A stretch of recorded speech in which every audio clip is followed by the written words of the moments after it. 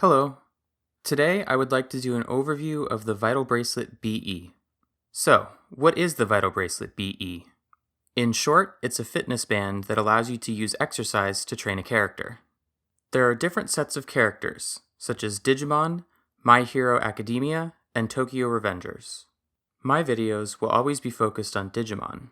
However, the information should be applicable to the other types as well. The BE is not really a replacement for a dedicated fitness device such as a Fitbit. However, if you like the gameplay and the characters, it does encourage you to exercise more, which is great.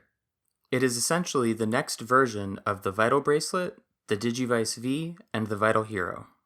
There are multiple upgrades and improvements compared to these older devices, and I will go into more detail about them later. If you are looking to buy one of these devices, I have used and can personally recommend both Japan You Want and Amazon Japan. Another site I have heard good things about, but haven't used myself, is Zenin TCG. To start, let's go over the physical differences. Overall, the size of the device is similar, but the BE is slightly thinner and also slightly wider. The BE also has a longer band compared to the original Vital Bracelet, similar in size to the Vital Hero, which is good if you have larger wrists. The band is made of TPU, which is a higher quality material than the PVC band used on the Vital Hero.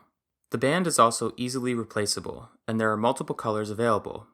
I changed mine to this moss green color. Like the older devices, there are 2 buttons on the side, however, they are larger and feel nicer.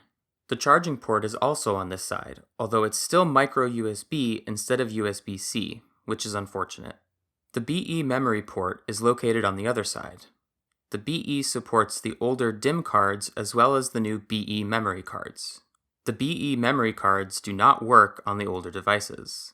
Both the charging port and the DIMM port are covered by rubber stoppers that fit securely, a nice upgrade over the plastic piece that could fall off and potentially get lost from the older models. There is no on-off switch, and there are also no speaker holes on the back. As a result, the sound is a bit quieter overall. But personally, I don't really use the sound much, so to me it's not that big of a deal. The BE is IPX4 certified. This means that it can handle light water splashes, such as sweat or some raindrops. However, the manual indicates that it is not completely waterproof, so you should not get it soaking wet. But you don't have to worry about a splash of water from washing your hands or sweating when exercising. This is a big improvement over the old devices, as they were not water resistant in any way and could break if they got wet at all. The screen cover on the BE is slightly more transparent, and some colors have accents on the plastic pieces inside the device, which looks nice. There are multiple different colors and editions available, as well as various BE memory cards. The BE memory is very similar to a DIMM, but they are now transparent and no longer come with a plastic holding card. That covers the physical differences between the devices. Now let's take a look at some of the software changes. One of the biggest changes is how the stats work. Doing specific exercises will raise a corresponding stat. Doing dashes will raise BP, crunches will raise HP, and punches will raise AP. Vital value is still used as an evolution requirement though. The 4th type of training exercise, squats, is also used as an evolution requirement. Unlike the daily missions on the older devices, which were limited to once per day, the new training has no limit. Doing these exercises will raise each stat by up to 999 points. The character's rank is based on how many additional stat points they have gained. Depending on how well you do the exercise, you'll get either 5 or 10 points per mission. However, there is a time limit of 99 hours, which starts when the Digimon is hatched. Once the time limit has expired, training will no longer increase the stats.